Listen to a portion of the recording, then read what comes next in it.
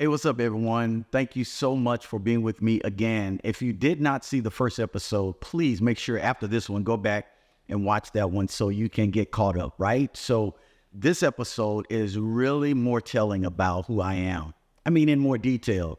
So last one, we talked about we talked to my mom and dad, and they gave you some quirky moments and all of that kind of good stuff. But I really want to talk about the man now. I want to talk about the man and where I am and how I became who I am.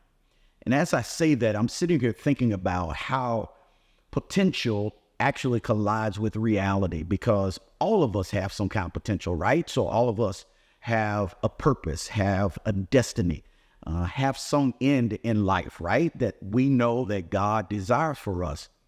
But then when we have to deal with the actual reality, the reality of who we are, where we are, what we have done, where we have been, that's the part, that collision, that crosshair, that crossroads right there is what I want to talk about. That point in life is where I want to talk about. And really, we can't talk about that. I can't talk about Preacher's Lounge. I can't talk about who I am without dealing with reality. And so I want to tell you a little brief story, right? So several years ago, there was a little boy about 9 years old. Like most kids, they wanted to ride bikes. They wanted to swim. They wanted to do all of these things. Well, this particular day, this 9-year-old boy saw a moped. Now, if y'all came up in, I guess I'm aging myself, but if you grew up in my generation, you know, the mopeds, they call them scooters now with motors, but mopeds is what we call them. Well, there was a guy who had a moped. And so this 9-year-old boy wanted to ride this moped. So this guy said, yeah, sure, you can ride the moped. However, I want you to come in and you got to do this for me. And in the midst of this little boy desiring to ride this moped, he goes in the house with this 18, 19-year-old young man who had recently come out of jail and in and out. So he says, the only way you can ride my moped, you got to do this. So he brings him in the house. And unbeknownst to the little boy, this young man stripped his clothes down, did some things to him. I won't get in all details, but he did some things that were not right. Okay, let's just say it like that. He literally touched this boy. He molested this boy. He literally took the life, or let me say this, the manhood from this boy. Why do I say manhood? Because this little boy had no idea about sex and his body and other things. He was only 9. So here's this 9-year-old boy, knew something was wrong. He felt nasty. He felt betrayed.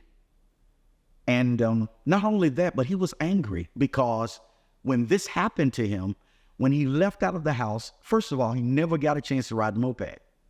And then the second thing, his dad and his mom and his brothers walked out of the door and said, let's go. But he could not say anything to them because this happened. How was he going to address this to his dad?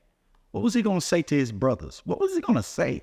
I mean, something he had never talked about before, something that had never been done to him before. So here this little boy, confused.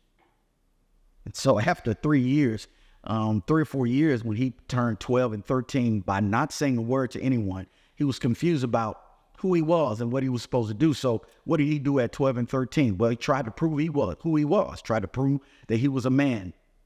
But in all of that, this little 9-year-old boy who was now 12 and 13 was then good friends with one of the men in the church. He was an older gentleman. He was a teenager, and everybody looked up to him. Matter of fact, he was a great singer and all of that kind of stuff. And everyone looked up to him. And what happened? That little 12, 13-year-old boy was molested again. Wow. So here he was, molested at 9. He was taken advantage of again at 12 or 13. This little boy who was in church, this PK, who knew all about the things of God, singing. He was 5 years old, standing on his grandmother's coffee table. And his grandmother told him to preach. He did his first sermon at 5 years old, preaching in front of his grandmother and his grandfather. shouting and dancing, doing all this, going to Sunday school. Come on, y'all know they call them they call it drug babies, right? They drug us everywhere. They drug us to school. They drug us to church every night, right? So yeah, this little boy, but 9 and 12 years old, in between that time and all during that time, never sang a thing. And so at 12 and 13, now he understood what happened to him at this point. And so now at 12 and 13, he remembered the scripture where even Jesus said at 12, I must be about my Father's business. So this little boy, he got in the choir stand. I'll never forget it.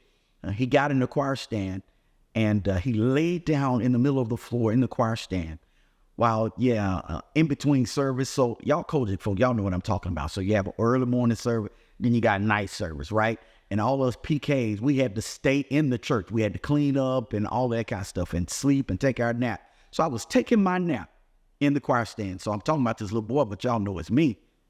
So I was laying there in the choir stand. I told God, I don't know what to do. Don't know why this has happened to me. But I believe you to be God. And I believe you to be a true God. And if you are real, I want you to come in my life. I want you to save me, deliver me from this nightmare at 9 years old. I got up from the choir stand and I literally looked in the sanctuary and it was bright and I could literally understand what the singers and the old mothers rather would say when I had new eyes and I could see differently. And so I literally could see different. I knew at that moment that God had come into my life, into my heart. But because I did not deal with the trauma, because I didn't know what to do, didn't know how to say anything, didn't know what to say, because I could not deal with that at 12 and 13 years old until I was 21, I did everything in my life to prove that I was a man. Wow. So this 9-year-old boy who's now 12, 13, 14, 15, 16, is now proving or trying to prove that he was a man. Can I give you a side note? I know all of this is pretty traumatic and pretty tough to hear, but that's what the point in this Preacher's Lounge is for. It's to tell the real story. And this is the real story. So when you see me, you see all that's happening in my life, this is the real me. I appreciate God. I love God for what he has done and where he has brought me and all the accolades and things that people like to share and give. But the real me happened at 9, 10, 11, and 12. And even beyond when I tried to prove myself that I was a man. Well, you say, well, Pastor, how were you trying to prove yourself that you were a man? Well, I'll say it like this. I preach a message.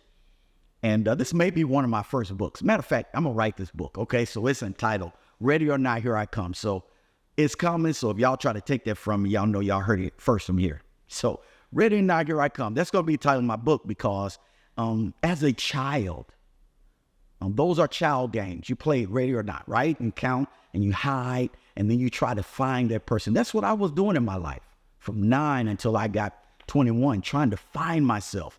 I was closing my eyes and counting, trying to figure out where I was. But that man was hiding in there all that time.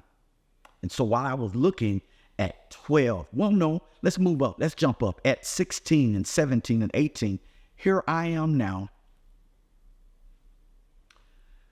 trying to prove I was a man, right? Trying to find this man. So what was I doing? I was promiscuous. I was curious about so many things, not just women, but I was curious about drinking and smoking. I just wanted to leave where I was. I wanted to see if I can get out of this reality that was in my mind, this nightmare that I had to remember that I never told a soul. So I tried to find my way how to get out of this thing. And so I masked it. I masked it with being very competitive. So I didn't want anybody to beat me. I was going to always be on top. So I got good grades. I was the number one in my, class president at my school. I mean, everything that I did, I had to be the best. I was competitive, and I had to be the best at what I did because I was masking who I really was, trying to get rid of this nightmare and this struggle, this thing that was in my mind that I really could not understand. So I was very promiscuous, and I said, well, I got my father. I knew that it was wrong to sleep around. I knew that.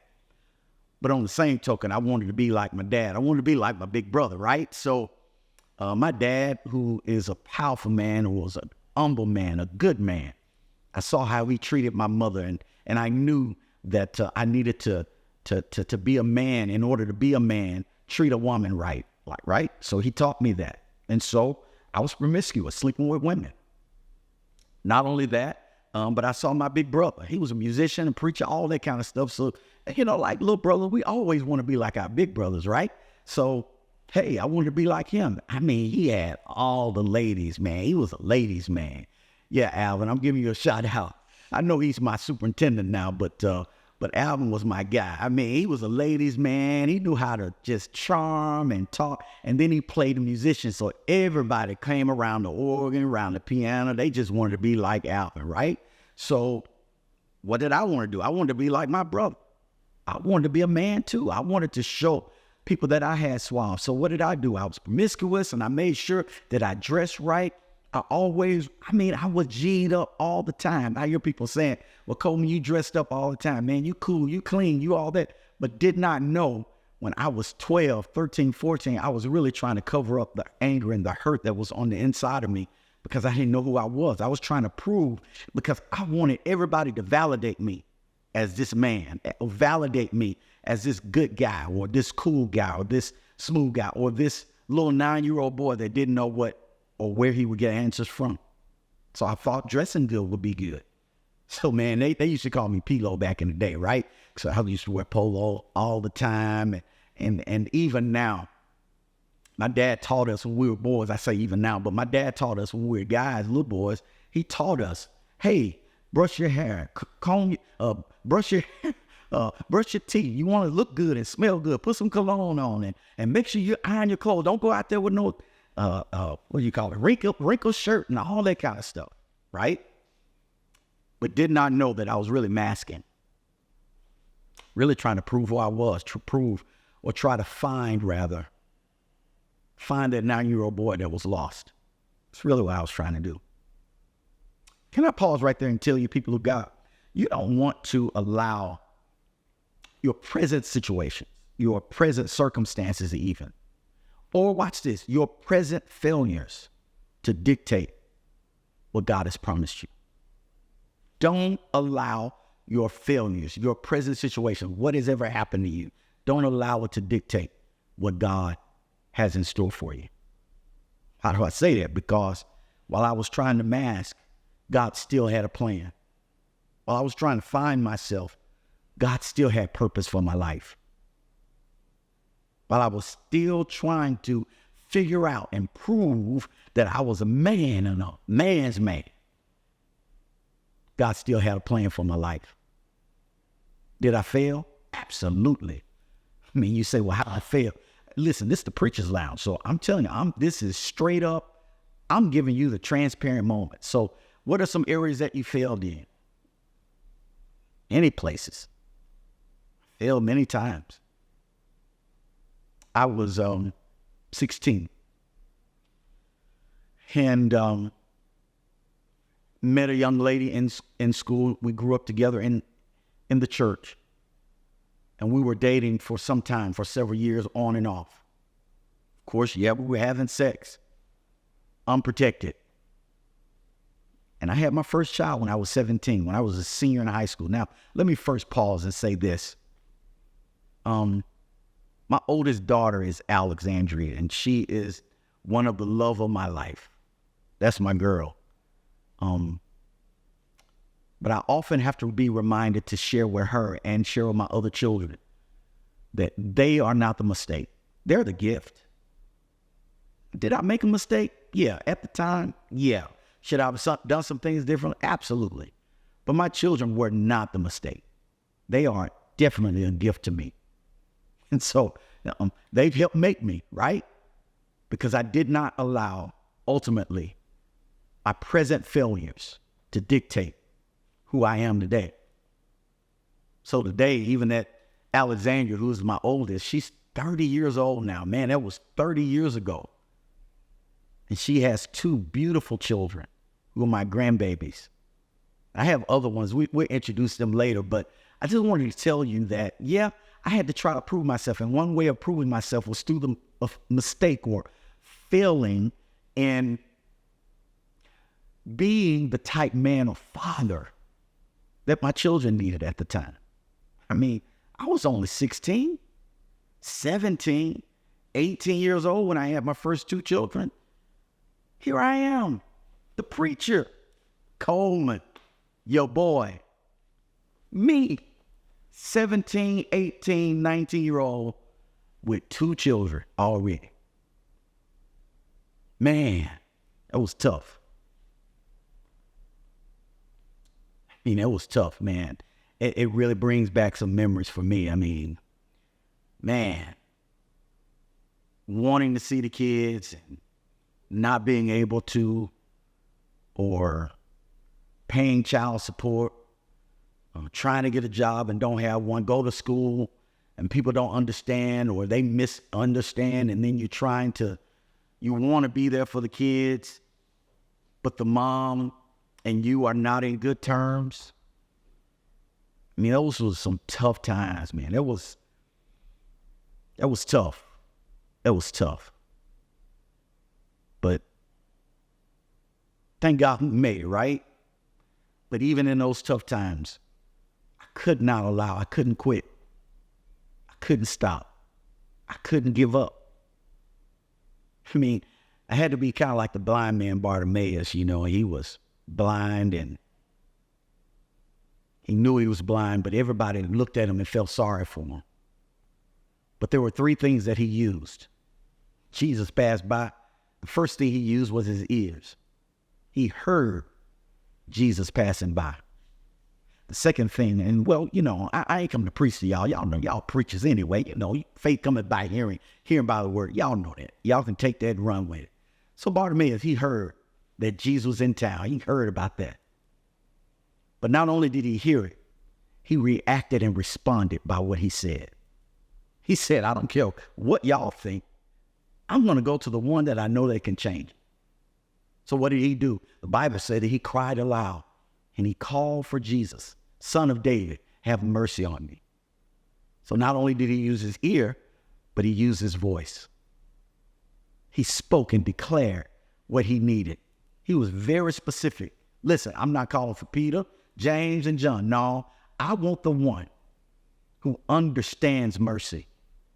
I want the one who's the son of David, because David, while he was a great king, he was a terrible father. While he was a great king, one of the best kings, he didn't know how to deal with managing his money. He was a great king. He was the apple of God's eye. I mean, he was a psalmist, a singer. But his own children were killed and raped. He had some insecurity issues. David did. And so what did Bartimaeus do? He called out to Jesus, rather. Son of David, have mercy on me. I know what I need, and I need you to help me. Now watch this. I told you he used his ears, he used his voice, but there was one more thing that he used. Because when he cried out, guess what happened? All the folks around him said, hey, be quiet, leave him alone. You need to be quiet because you're blind, you're poor, you don't have anything. He can't do nothing for you. What did he do? The Bible says he cried the more, which to me says he tapped into a greater level of faith. So he didn't just use his ears, he didn't just use his voice, but he used his faith. He allowed the faith, the innermost of who he was, to speak and declare his healing and his deliverance. How do I know he spoke and declared his deliverance? Because He talked to Jesus, and Jesus turned around and healed him. Yeah, that's when so back to me. What am I doing? I had to learn to use my eyes. I had to learn to use, rather, my ears. I had to learn to use my voice.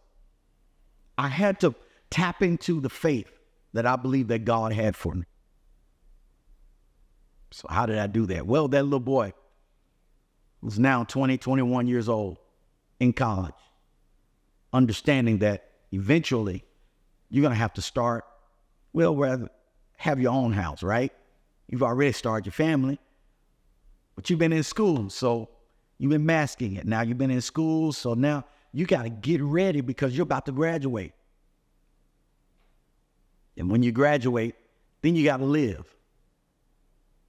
This little boy is still trying to prove that he was a man. He messed around and met a young lady, and I'll call her name Tamika. Mika, that's my best friend. We were friends since grade school.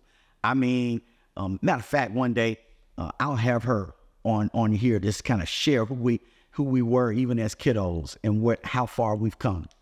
But Mika and I was probably at our lowest point in life this particular time. And we made a decision. You know what? We're gonna get saved. We're gonna reintroduce ourselves to God, to Christ, and we're gonna get saved for real. I will never forget it. It was March the 1st. March the 1st, we both said, we're gonna get saved. We gave our life to the Lord on March the 1st. And in giving my life to the Lord, things completely changed in my life. When I finally surrendered to the one who would give me the answers that I need, the one who would find, I was trying to find that little boy, right? But it wasn't me that needed to be, do the looking. It was Jesus. He found me. Yeah, y'all know it. What's that song? I was lost, but now I'm found. He found me hiding. It was Jesus that found me. And when he found that little boy, he cradled him in his arms and in his breast and shared with him that you're going to be all right. That all is well. So, people, I'm going to stop this story right there because we got a whole lot more to tell you. And so until next time, be blessed is my prayer. Peace. I need everybody to get on your devices right now, like, share. As a matter of fact, do some digital evangelism. Y'all know how I do it. Share with your brothers, your neighbors, your family, your friends, your co-workers, and even share with your enemies and let them know that PC is right here at the Preacher's Lounge, and we just talking preacher's business. We just lounging and chilling from my house to yours. I just want you to know that God loves you and I love you too. May the blessings of the Lord continue to make rich and add no sorrow in your life, because God is one God, the Father of all, who is above all, through us all, and in all. In his name, amen. Peace. Shalom.